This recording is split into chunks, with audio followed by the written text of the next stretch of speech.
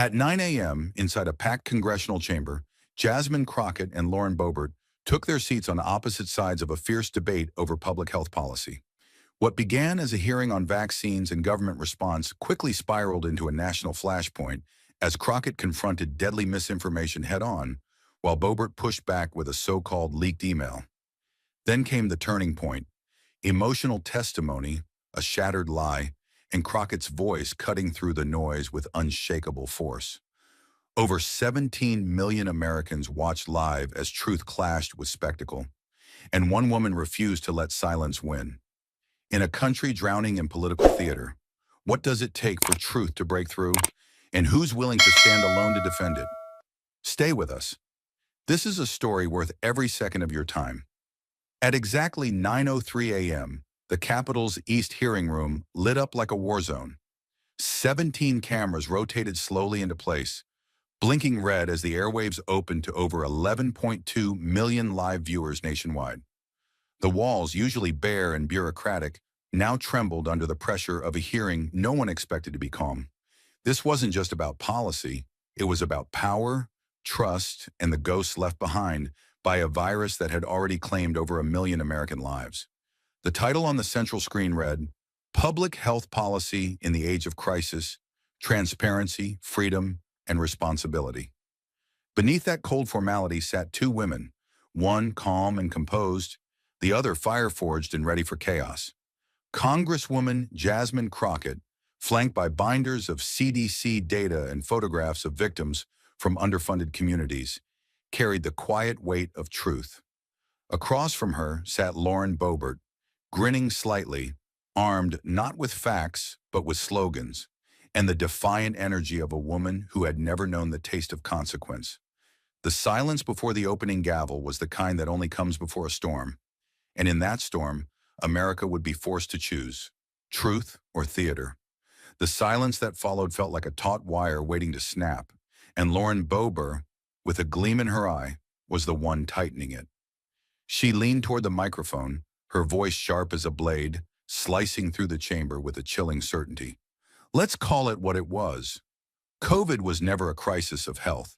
It was a manufactured excuse for government control. Gas rippled through the back rows. Boebert didn't pause. And these so-called vaccines? Rushed, unproven, experimental. Americans were treated like guinea pigs, all so bureaucrats could feel powerful. Her words weren't just defiance, they were calculated arson, meant to ignite distrust and drown out facts with fury. A few heads nodded behind her, while others stared in disbelief. Jasmine Crockett didn't move, didn't blink. But the camera caught it, the subtle shift in her jaw, the way her lips pressed together so tightly they blanched. It was the restraint of someone who'd buried far too many names to let lies go unchecked. And in that moment, she wasn't just a congresswoman, she was a dam holding back a flood. The room fractured. On one side, murmurs rose, soft but fervent, like a spark catching dry brush.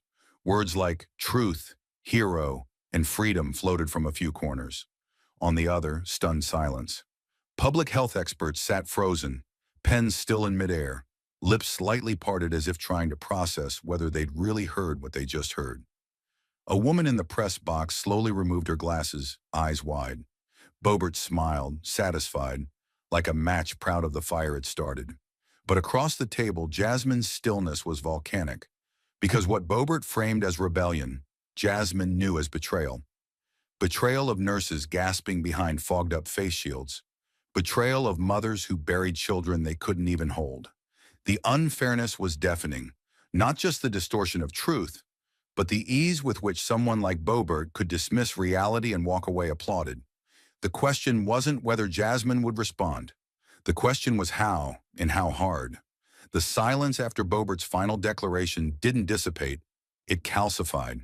It sat like a stone on every chest in the chamber, heavy and disorienting. Jasmine Crockett had waited.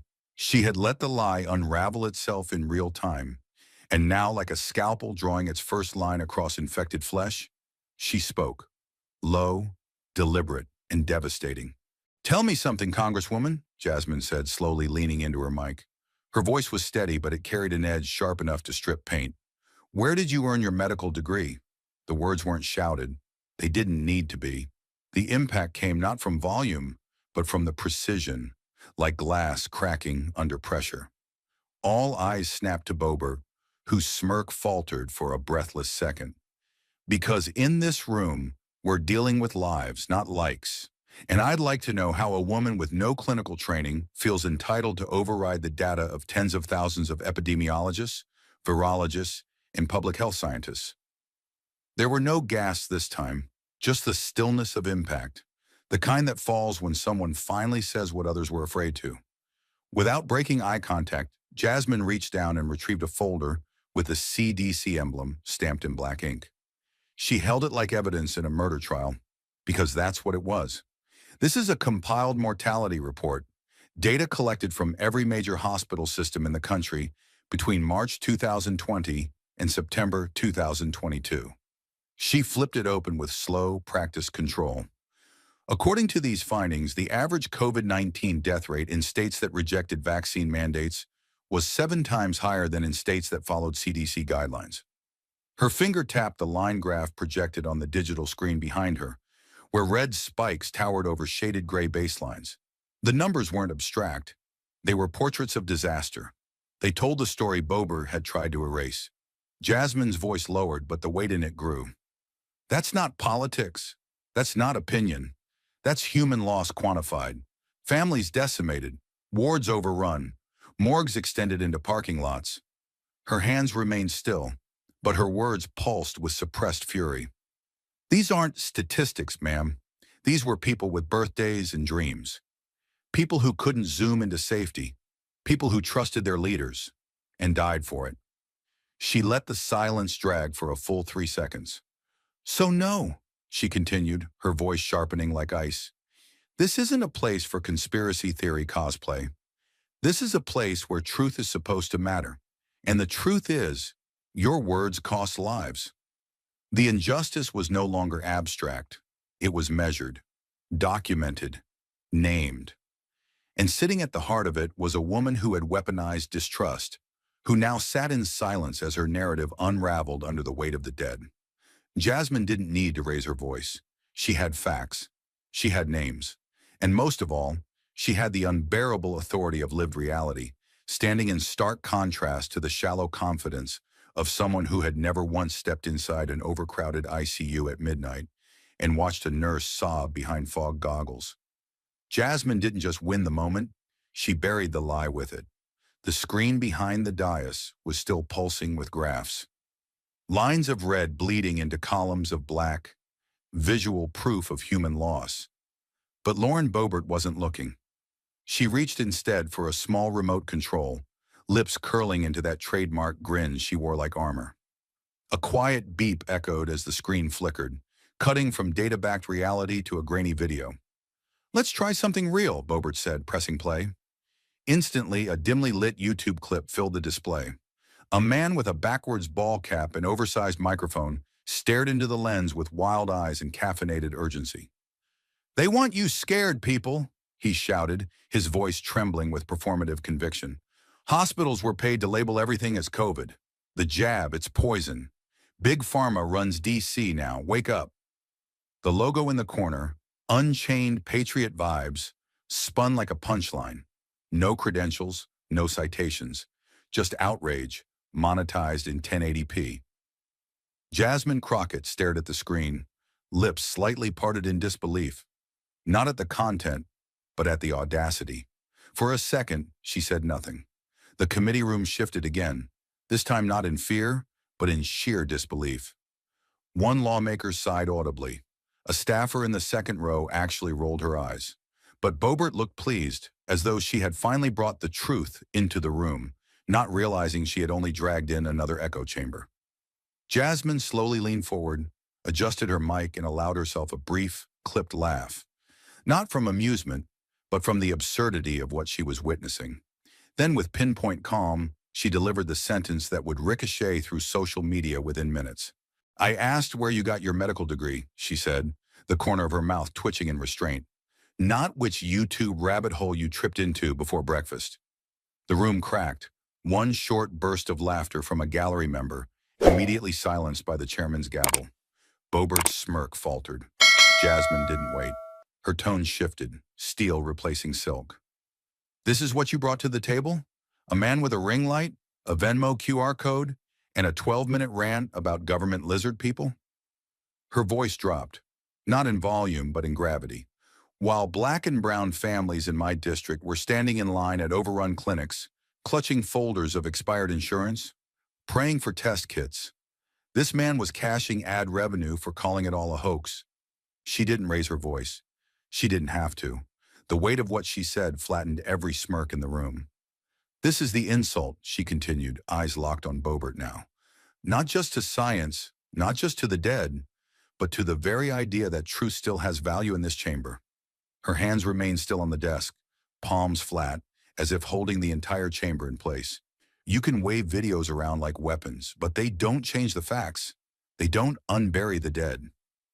That was the wound laid bare, the unbearable injustice of watching trauma dismissed by someone who had never carried it. Jasmine had come prepared for a hearing. What she'd walked into was a circus, and now she was setting fire to the tent. The room was still recovering from the sting of Jasmine's dismantling of Boebert's YouTube stunt when the screen behind her changed again. This time not with sarcasm, not with graphs, but with death. No sound, no animation, just a single black title card in stark white font. Wilcox County, Alabama. The room seemed to dim, not from lighting, but from gravity. The first image faded in. A young man, no older than 25, standing beside a broken-down pickup truck, his Walmart name tag still clipped to his chest. Then came another, an elderly woman smiling beneath the steeple of a modest red-brick church. Then another, a mother of 3 holding a birthday cake that read, Javon turned 7. One by one they came, 43 faces, 43 names, and the date of each death scrolling beneath. March 2021, April 2021, June, July, September, all within the span of 8 months, all unvaccinated, all gone. Jasmine didn't speak right away. She waited until the last image held on screen, a group photo at a church picnic, 6 of whom were later buried in the same week. Then her voice returned, measured, low, not performative but personal.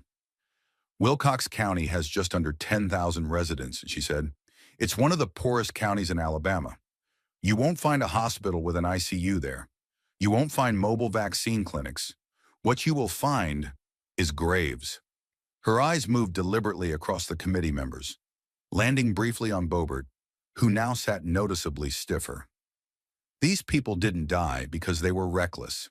They died because access to truth didn't reach them in time. And while some were out here calling public health a hoax, this community was running out of oxygen, literally. She placed both hands on the table. The screen behind her froze on the image of a smiling grandmother named Loretta Mayfield, age 63, who died on her front porch waiting for an ambulance. Jasmine's jaw tightened, but her voice didn't waver. We've heard a lot today about personal liberty, about the right to reject science, about the freedom to ignore doctors. But let's be clear.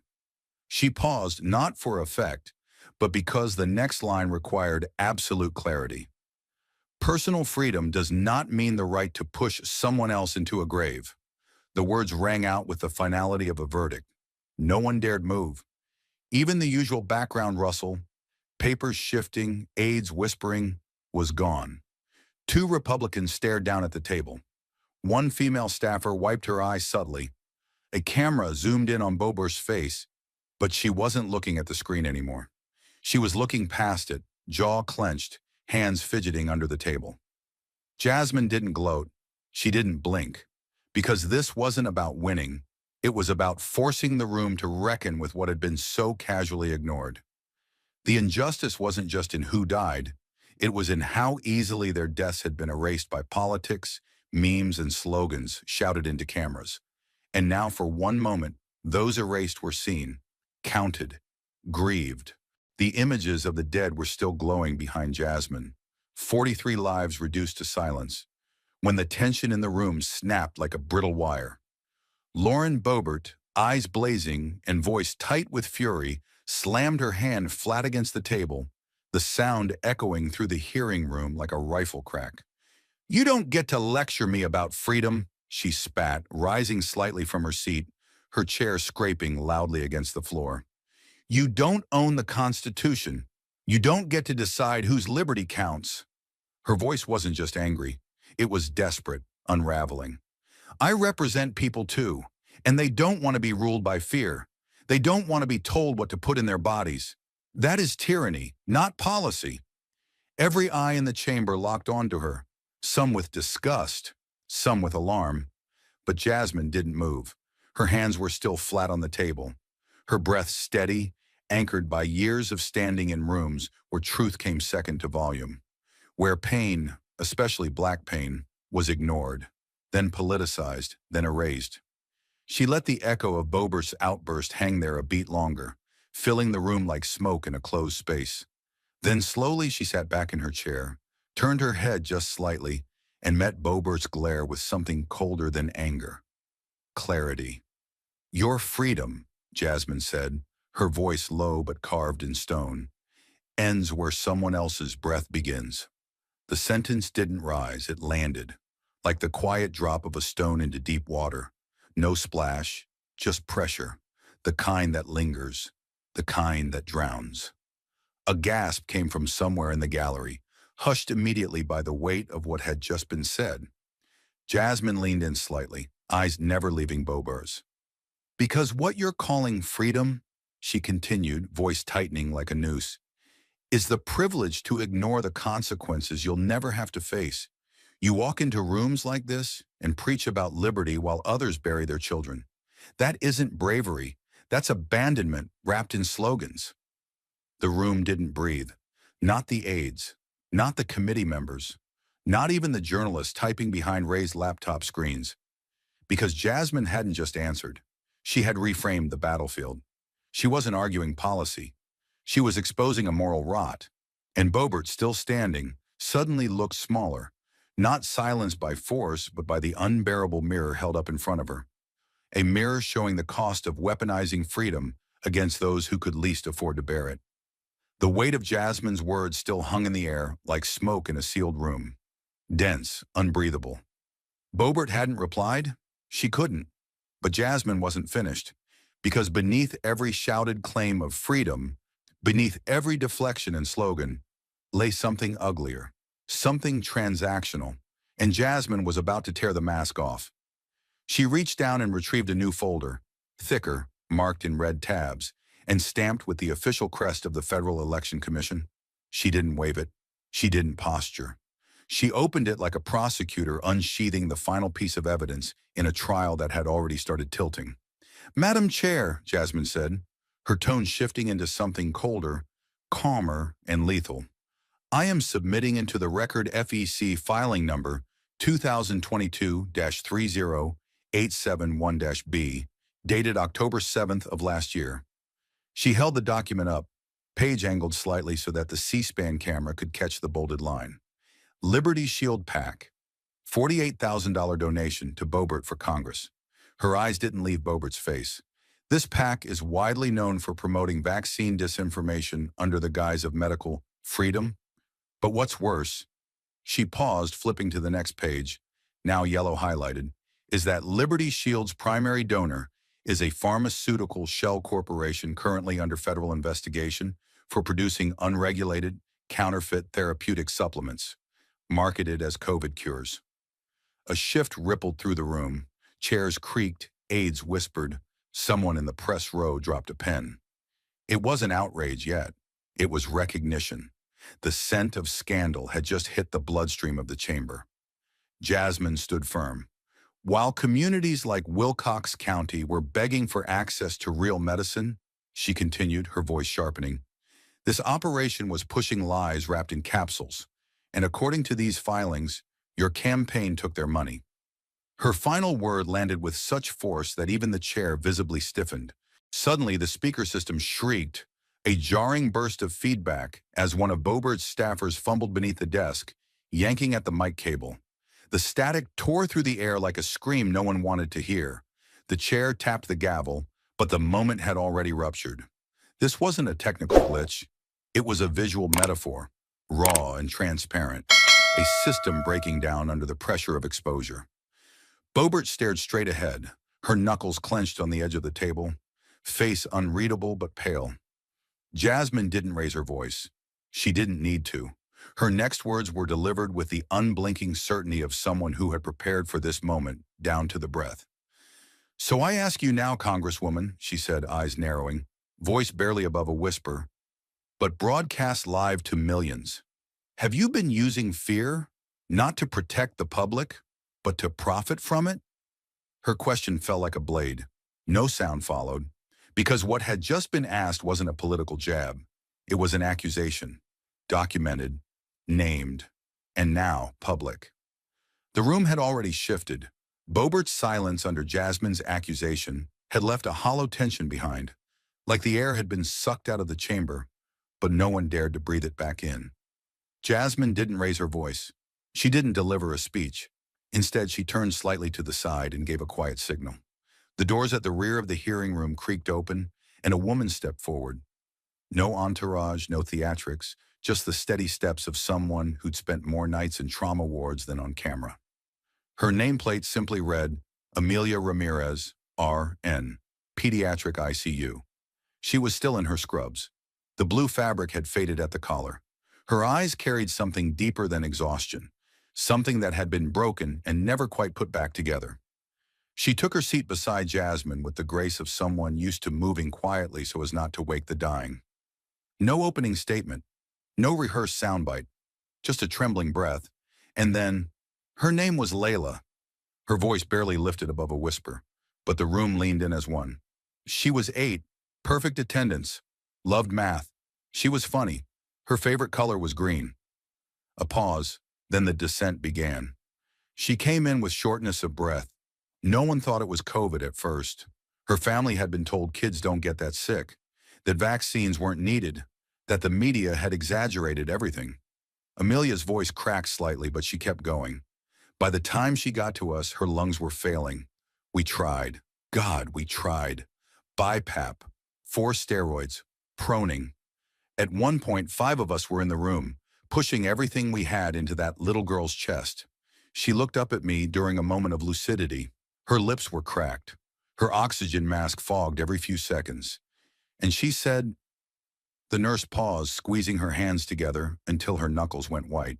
She said, I was good. So why didn't anyone save me? That sentence didn't echo. It didn't need to. It just sat there, heavy, unforgivable. No one moved. Jasmine didn't even breathe. Not yet. Boebert's face had drained of color. She looked down, then to the side, then abruptly stood, her chair groaning against the tile floor as she turned to whisper to her aide. Without waiting for a recess or even a glance from the chair, she stepped away from the table and left the room. The door shut behind her with a soft click, but it might as well have been a gunshot. The press gallery blinked to life. Phones came up, keys clacked. A reporter muttered, she just walked out. Tweets went flying. Boebert exits during emotional testimony from frontline nurse. Layla's story draws silence and scandal. But inside the chamber, the noise hadn't returned. No one spoke. Because how do you respond when the consequence of policy isn't a statistic, but a child's last question? One that no one in that room, especially Lauren Boebert, was prepared to answer. The image of Layla and her final whispered question still hung in the room like smoke in a church after a fire. Everyone could still smell the loss. The silence was sacred, untouched. But when the door creaked open and Lauren Boebert returned to her seat, the atmosphere shifted again. This time not with grief, but with calculation.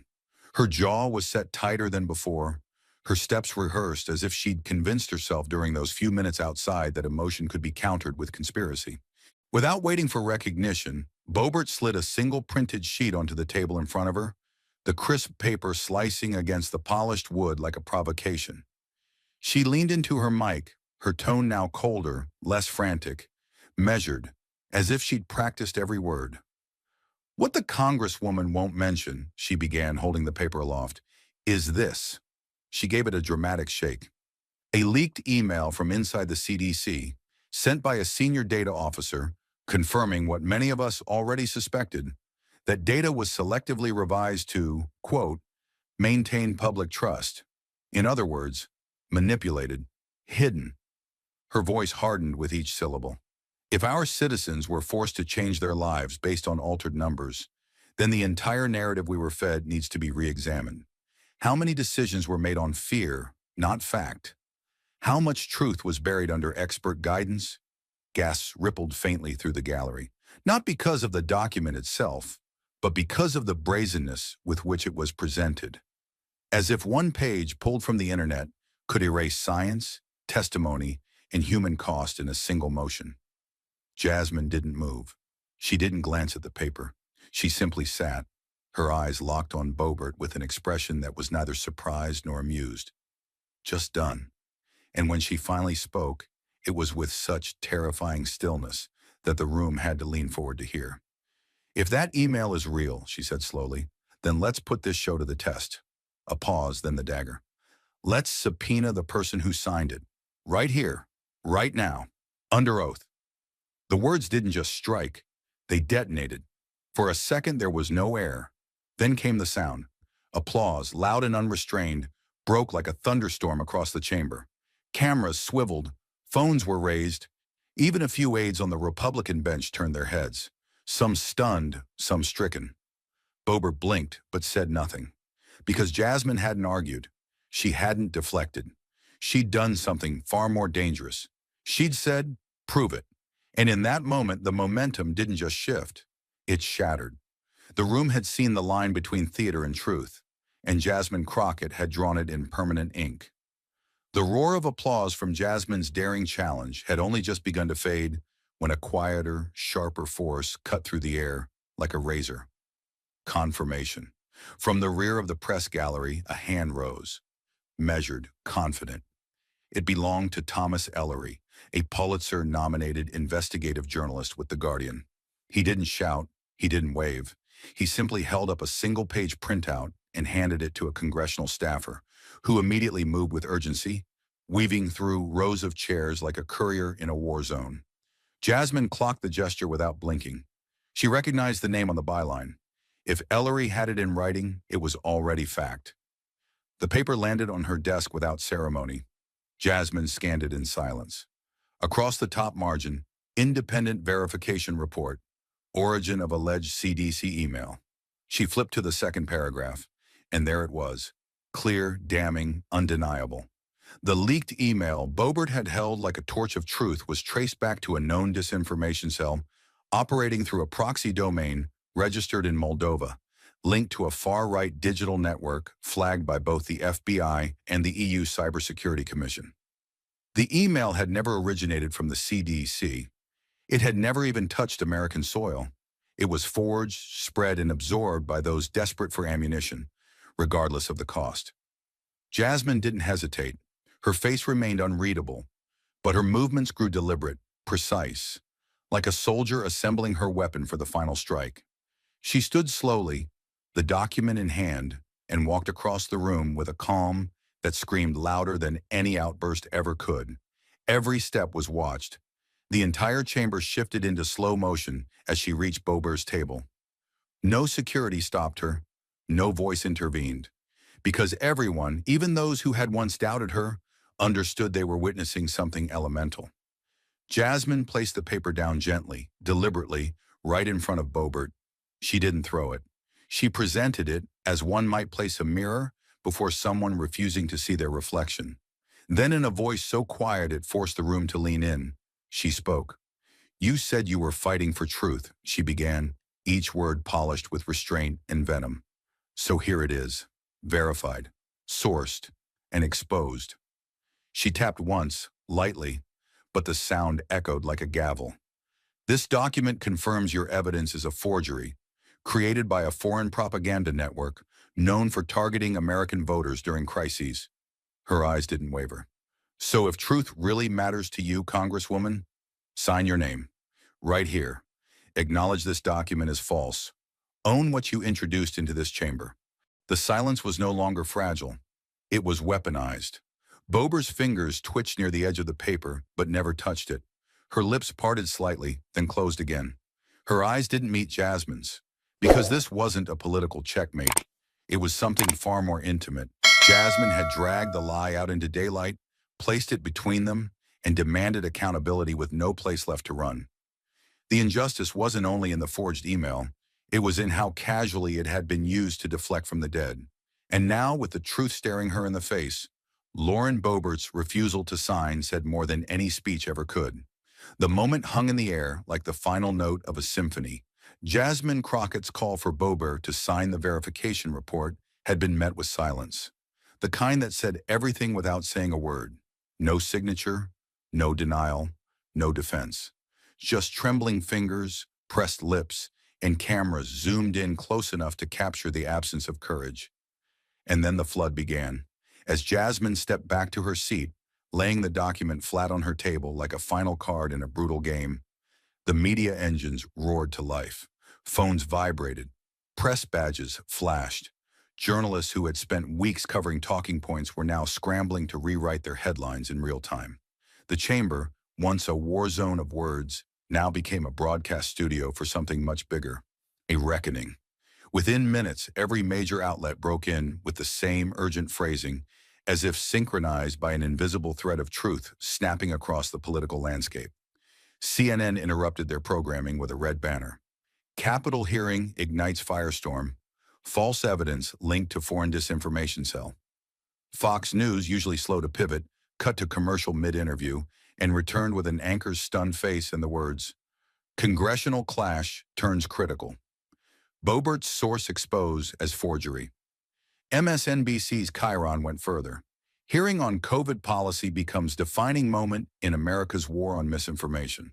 The phrase, defining moment, repeated across outlets, as if something more than a debate had occurred, as if history had pivoted. Outside the Capitol, the story spread like wildfire. It didn't matter where you stood politically. Everyone saw it, everyone heard it, and no one could pretend it hadn't happened. Talk radio hosts who'd once pushed skepticism paused their rants. On-air anchors stuttered through their scripts. The image of Jasmine standing across from Boebert, holding the document like a mirror too bright to avoid, became the lead photo on every homepage from Politico to The Atlantic. Conservative bloggers scrambled to validate the email and found only digital ash. Even tech platforms like Meta and X, formerly Twitter, moved quickly, flagging Boebert's earlier posts that had promoted the now exposed document. And then came the wave no one expected. Messages began pouring into the public comment threads beneath the livestream archive, not from loyal partisans, but from former skeptics. A retired paramedic in Arkansas wrote, "I used to think it was all media spin, but watching her today, that was real." A woman from Ohio posted, "I lost my brother last year. I believed the wrong people. I think I owe Jasmine Crockett an apology." And more kept coming. Quiet, confessional, raw. Not all changed their minds. Not all were moved. But the ones who were, they weren't shouting. They were finally listening. And that, in a war built on noise, was seismic. Inside media control rooms, producers scrambled to adjust their evening rundowns. NewsNation moved up a panel segment by 3 hours. NPR recorded an emergency podcast. Even conservative-leaning Sinclair affiliates had no choice but to report what was plainly unfolding. A congressional beatdown not built on outrage, but on unflinching, documented truth. Experts from Columbia Journalism School tweeted analysis threads. Former federal agents confirmed the foreign source of the forgery. Intelligence circles hinted, quietly but firmly, that the digital signature had appeared in similar operations during previous election cycles. Coordinated, targeted, and now unraveling live. Back in the Capitol, Jasmine remained still. She didn't speak again. She didn't need to. Her silence now carried more authority than the loudest grandstanding. Boebert, meanwhile, avoided eye contact with the press as aides shielded her departure. No questions were answered. No follow-up was offered. The damage was done. And for once, the cost wasn't just political, it was personal. Because what had been exposed wasn't a bad argument. It was a system, a pipeline of fear monetized into influence. A campaign built on convenient distortion, collapsing in real time under the weight of one woman's refusal to be intimidated. Later that evening, as primetime shows scrambled for guests and former officials lined up to comment, the conversation shifted from party lines to something deeper: accountability. What did it mean to govern in an age where lies traveled faster than grief? What did it mean for a child's death to be countered by a YouTube link, and for that link to collapse under scrutiny? Jasmine Crockett hadn't just called out a falsehood. She had stood in the rubble of America's information war and said, "You will not bury the truth with noise." And somewhere, between the gasps and the headlines, between the stunned silence and the applause, the country, fractured as it was, leaned forward to listen. The injustice Jasmine had faced wasn't just Boebert's tactics. It was the reality that truth had become something you had to fight to prove, even when it was printed in ink and confirmed by federal agencies. That pain, even when real, could be dismissed as performance, until it became undeniable. She hadn't simply won an argument. She'd forced the nation to stare into the machine that had blurred fact and fiction until lives were lost and blame was profit. And for the first time in a long time, the machine blinked. Because this wasn't just a hearing, it was a turning point. One woman, one document, one lie too far. And in the silence that followed, something rare happened. The noise didn't return. The Capitol hearing room hadn't even cooled before the global response began to surge, like aftershocks of a political earthquake that had cracked far beyond the marble walls of Congress. What started as a tense domestic hearing on vaccine misinformation had, within 48 hours, transformed into an international headline. And at the center of it all was Jasmine Crockett, not just a congresswoman, not just a witness, but a singular force who had drawn a red line through the chaos and dared the world to look closer. Her act of holding the line against manufactured lies had pierced the digital fog, and the world had noticed. In Geneva, Switzerland, the World Health Organization convened its weekly summit on global health strategy, a routine meeting often lost in bureaucratic reports and cautious phrasing. But this time, it opened with something different: a formal statement, broadcast live, read aloud by the Director General himself. In an era where public trust has eroded and misinformation endangers lives on every continent, he said, it is imperative we recognize those who defend evidence, not for applause but for accountability. We thank Congresswoman Jasmine Crockett of the United States for her fearless confrontation of disinformation during this week's congressional hearing. Her voice, grounded in loss and guided by truth, reminds us what global public health requires most: courage. The chamber erupted, not with applause but with knowing nods from delegates who had seen too many lives lost to propaganda dressed up as liberty. The clip went viral. Subtitled versions appeared in over a dozen languages within hours. In Milan, a consortium of physicians from the Istituto Superiore di Sanità, the Italian National Institute of Health, downloaded the full hearing video and added it to their training module for new emergency medicine interns. They titled it La Verità in Aula, the truth in the chamber. Trainees were told to study not only the data Crockett used, but her composure, her cross-examination, and her refusal to be baited by theatrical misinformation. A lead instructor paused the footage during Jasmine's quiet rebuke. "Your freedom ends where someone else's breath begins," and told the class, "This is how you advocate." Not with volume, with unshakable clarity. But not all attention was commendation. In Washington, a very different kind of reckoning was beginning to form. Inside the House Ethics Committee, senior staff received a packet from an independent fact-checking consortium that included sworn statements from cybersecurity experts, flagged social media posts, and the source report confirming the forged email introduced by Lauren Boebert. Normally, such items would languish in procedural purgatory, but not this time. Pressure came not just from Democrats, but from centrists, moderates, and even a few Republicans who understood that there were lines too dangerous to ignore. The accusation was direct: knowingly entering forged foreign disinformation into the congressional record. It wasn't just a political embarrassment, it was a national security issue, one that could set precedent, one that couldn't be allowed to vanish beneath the usual smokescreens. The request for Boebert to appear before the Ethics Committee was drafted and submitted within 24 hours. It carried the signatures of 4 committee members across the aisle, a quiet signal that the game had changed. That misinformation wasn't just a nuisance. It was now being treated as an ethical breach with real consequences.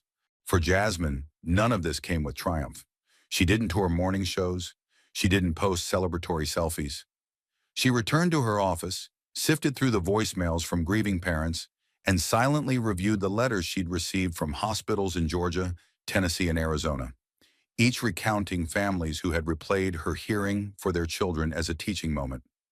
One nurse wrote, "For the first time since this pandemic began, my patients' families are asking the right questions again." Another simply wrote, "Thank you. You made us feel less alone." But even amid praise, Jasmine understood something deeper, something darker. The injustice she'd faced wasn't just Boebert's attempt to deceive. It was the fact that it had been so easy to do, that millions would have believed the forged email if no one had challenged it, that for every Layla, every child lost in silence, there was someone ready to trade their death for political leverage. The emotional toll didn't come from the battle. It came from knowing how close the truth had come to being erased altogether. Meanwhile, Boebert's office offered no direct comment, only a brief statement claiming she had acted in good faith and was awaiting the results of further verification. But verification had already arrived, and America had seen her stare at the paper and refuse to sign. Networks replayed the clip in slow motion. Analysts dissected the moment like it was a national trauma. One former intelligence official on CNN said, "That document wasn't just a lie, it was a loaded weapon, and she walked into a government hearing and pulled the trigger on democracy." The language was no longer about policy, it was about intent, about danger, about lines crossed and lies unpunished. In private circles, some House leaders whispered about censure. Others debated whether to strip Boebert of her committee assignments. But the public pressure was mounting faster than the institution could react. Editorials from newspapers both left and right called for accountability. The Wall Street Journal ran a headline, "The Lie Too Far, When Theater Becomes Threat." The Washington Post featured an op-ed titled, "Crockett Didn't Just Challenge a Colleague, She Exposed a System." The air was charged, something had shifted, and in that shift, truth began to feel not invincible, but possible again. Still, Jasmine knew the danger hadn't passed. Truth had won a moment, not the war. And that war had many fronts, online, in classrooms, on ballots. But something undeniable had occurred. In a hearing meant to be another spectacle of tribal posturing, a new standard had emerged, not of moral perfection, but of moral pressure. To speak plainly, to stand firm, to not let the dead be erased by the loud. And Jasmine had done it under a microscope, under fire, and without losing the quiet in her voice. As dust settled on Capitol Hill that day, the corridors were quieter than usual. Not out of fatigue, but reverence. Staffers walked slower. Journalists lingered near closed doors, still whispering about the ripple effects. Inside her office, Jasmine sat alone with the lights off, the glow of her computer screen illuminating a single paused frame. Layla, age 8, smiling in a school portrait. Jasmine stared at it for a long time. She didn't cry. She didn't speak. She just remembered. Because for her, this wasn't over. It never would be. And beyond the hill, across cities and continents, people were beginning to ask harder questions. Not just what happened, but what had we allowed to happen? And somewhere inside that reckoning, for just a moment, the noise fell away.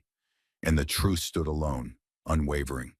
The flood of global responses, the ethics committee referral, and the silent unraveling of a falsehood once held up as gospel had transformed the room. But the most important moment hadn't arrived yet, because in all the noise and consequences, one thing remained untouched: the moral reckoning. And Jasmine Crockett, who had stood firm through accusation, disinformation, and calculated deflection, now turned not to rebut, but to redefine. She rose from her seat slowly, not out of fatigue, but out of deliberate intent, like a final crescendo building in a room that had forgotten how to breathe. The lights above her dimmed slightly as the cameras adjusted, zooming in. This wasn't testimony anymore. This was the moment when grief met fire, when memory became weapon. Her voice didn't rise, it didn't crack. It struck. Freedom, Jasmine said, does not exist when the truth is sacrificed for fame. The sentence hit the room like a verdict, silent, searing, inescapable. She didn't move, didn't flinch. Her eyes scanned across the panel, the press, the aides who had watched every lie of the day with neutral expressions. We talk about liberty, she continued, but what kind of liberty lets the loudest voice win over the truest one? What kind of liberty lets a child die because adults chose denial over science? The weight of her words didn't just fall, they landed, each one sharp as broken glass on polished marble. She stepped forward now, just slightly toward the gallery. Not to confront, but to confront with them. Her voice dipped lower, quieter, as if the truth no longer needed to be shouted to be heard.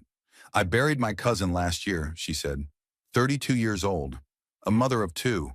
She was afraid to take the vaccine because she heard someone on TV call it poison. She trusted that voice more than the nurses in her own neighborhood. She paused, her breath steady but heavy. And when I visited her hospital room, when the tubes were already in and the beeping had slowed, she looked at me and said, I didn't know who to believe.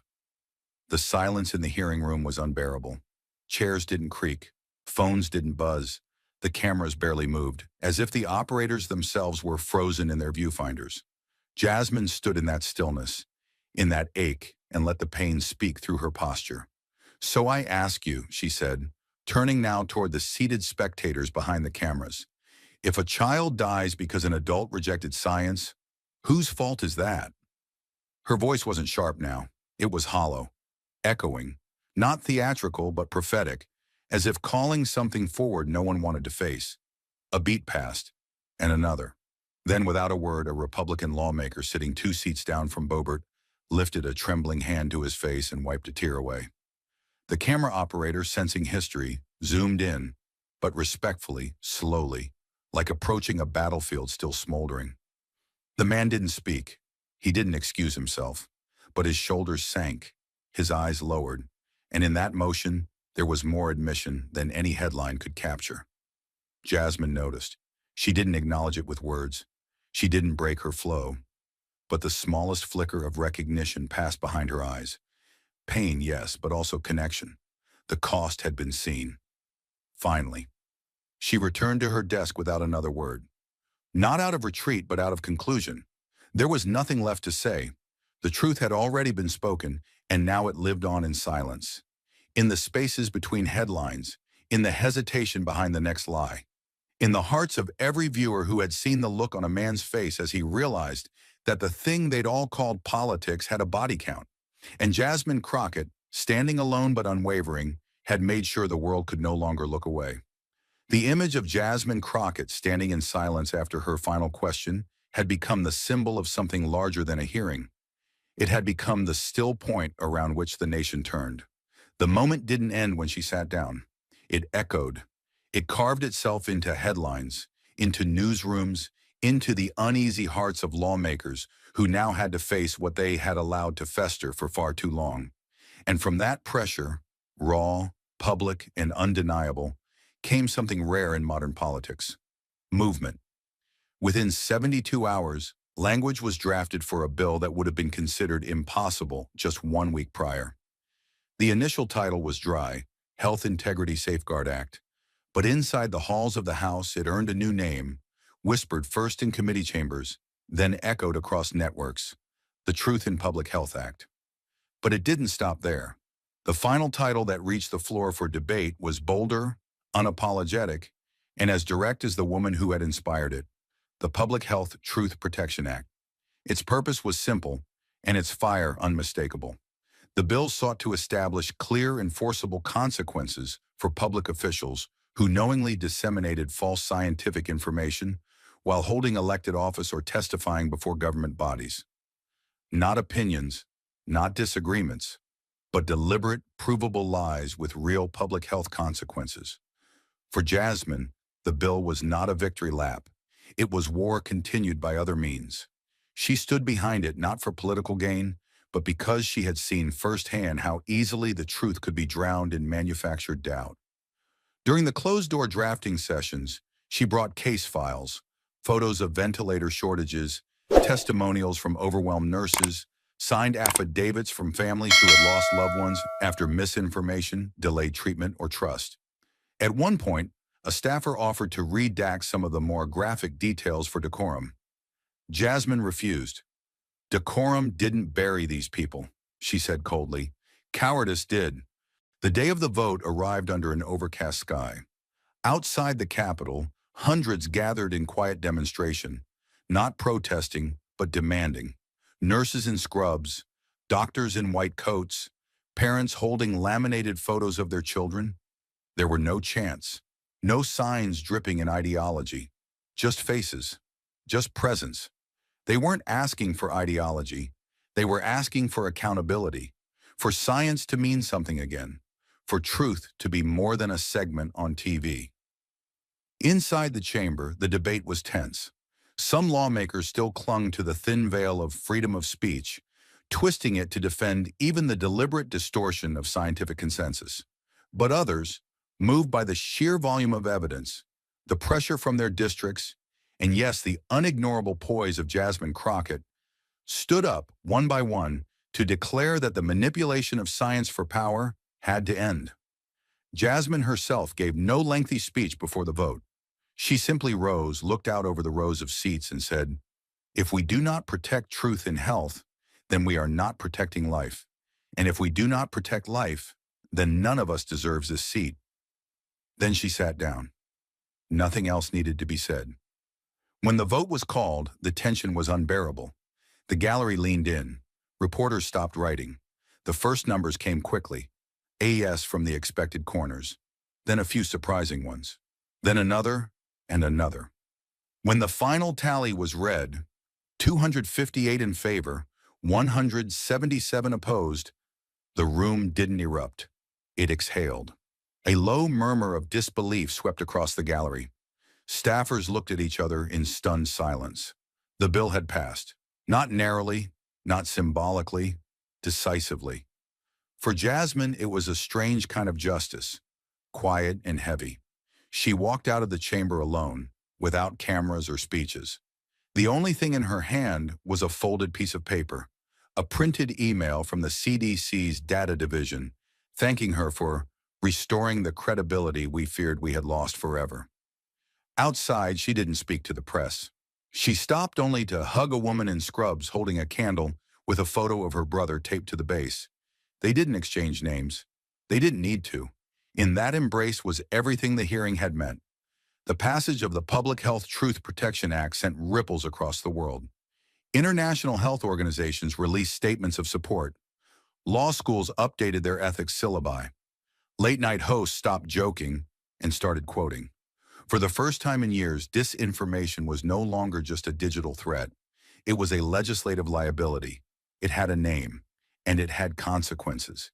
And in the center of it all was Jasmine Crockett, not a firebrand, not a showboat, but something infinitely more dangerous to the culture of lies that had taken root.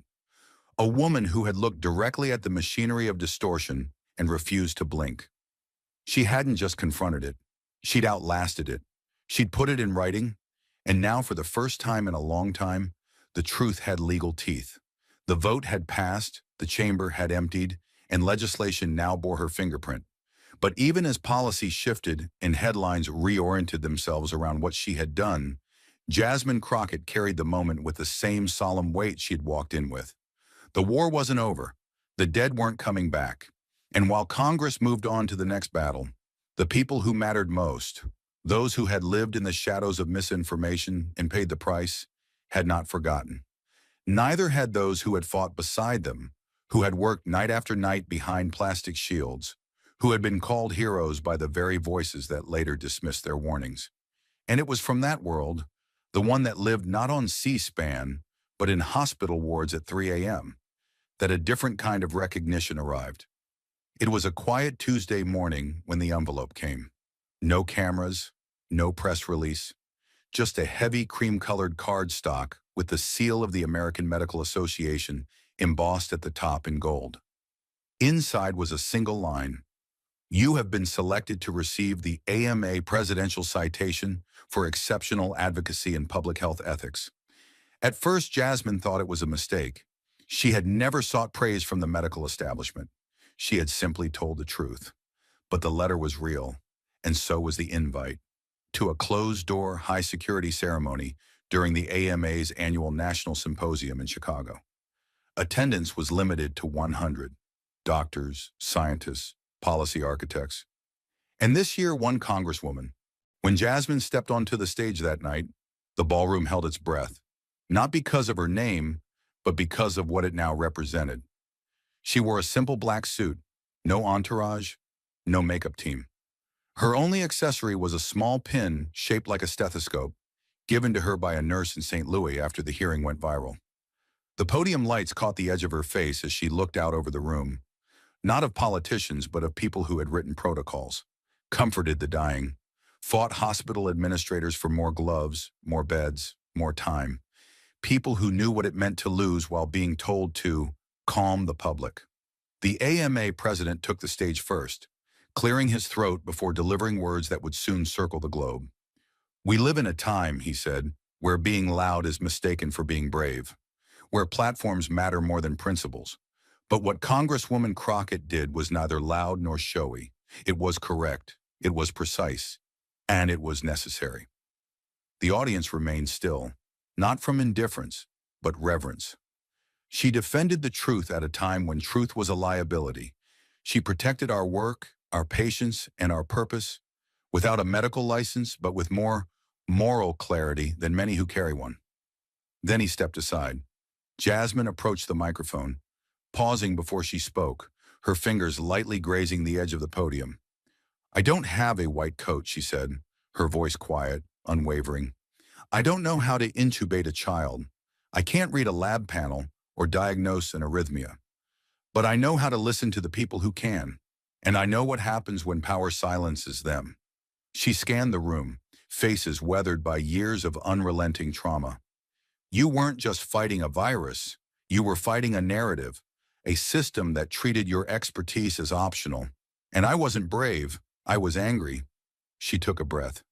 "Because I come from a place where we don't get second chances when systems fail. We get body bags." Her voice didn't rise, but the room leaned in. "What I did in that chamber, I did for Layla, for the nurse who sat beside me, for every email I've received since from someone who said, 'I finally got vaccinated because of what you said.'" She didn't ask for applause. She didn't need it. The room, still locked in silence, didn't erupt. It stood. One by one, physicians and researchers, men and women who had watched governments ignore their warnings, who had been told their fear was political, rose to their feet in quiet solidarity.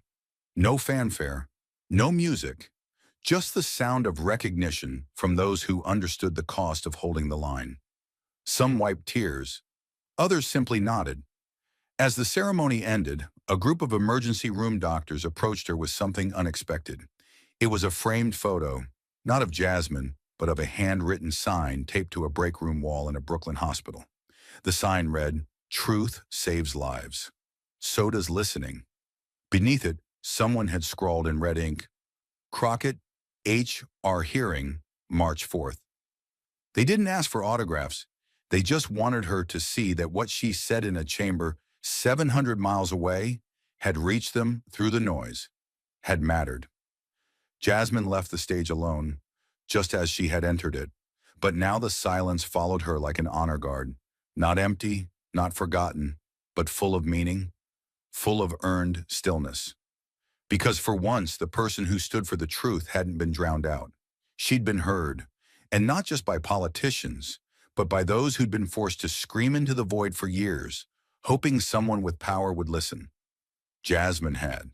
And now the people who had saved millions without ever stepping into a courtroom were standing to thank her.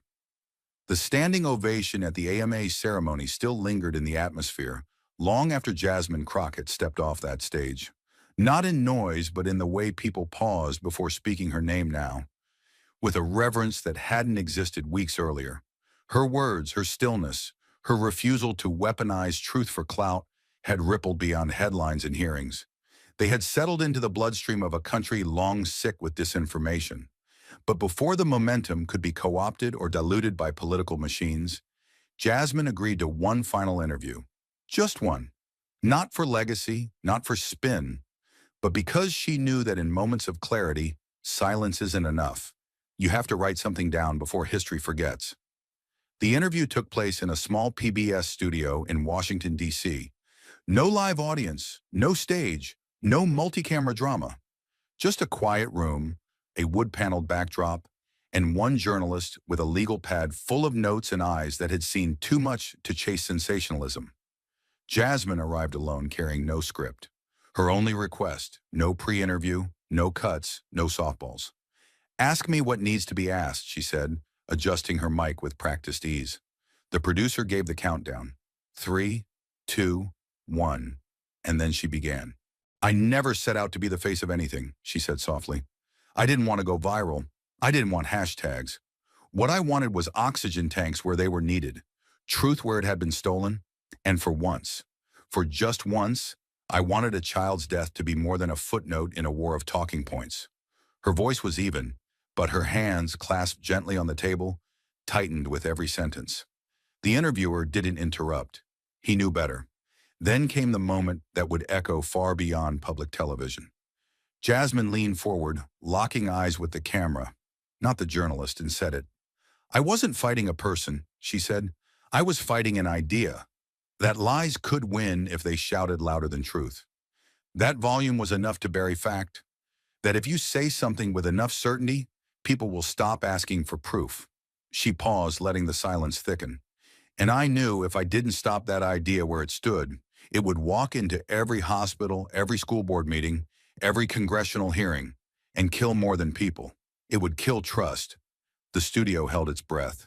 She continued, her voice now carrying the weight of both exhaustion and unyielding purpose. "You don't defeat that kind of lie with anger. You defeat it with discipline, with facts, with stillness, with a kind of moral gravity that forces the noise to bend around you. I didn't speak louder, I spoke last. And I made sure I spoke with something that couldn't be undone."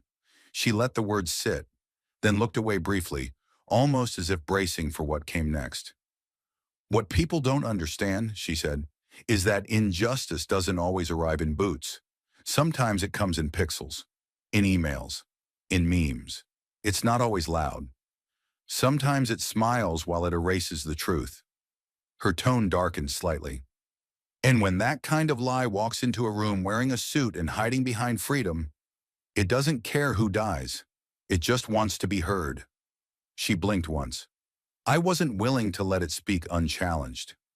The interviewer finally leaned in, his voice low. "And now that you've won that fight, what do you want people to remember?" Jasmine inhaled, held it, then released slowly. "That silence is not always neutral. That every time we let a lie stand unchallenged, we teach people that truth is optional, that facts are negotiable, and that human lives are collateral in someone's branding campaign." She straightened her shoulders, her face hardening, not out of pride but principle. "I want them to remember that I didn't come for applause. I came to protect the idea that reality matters, that evidence matters, that we matter, even when we're quiet." The interview ended without music, without spin. The credits rolled in silence over a freeze frame of Jasmine Crockett sitting at the table. Back straight, eyes unwavering. The world would keep moving. The news cycle would roar again. But that image, that stillness, would remain, like a flare fired in the dark, demanding to be remembered. Thank you for watching until this moment and for standing with us on this journey for justice. Your support means everything. Like, subscribe, and turn on notifications so you never miss what's next.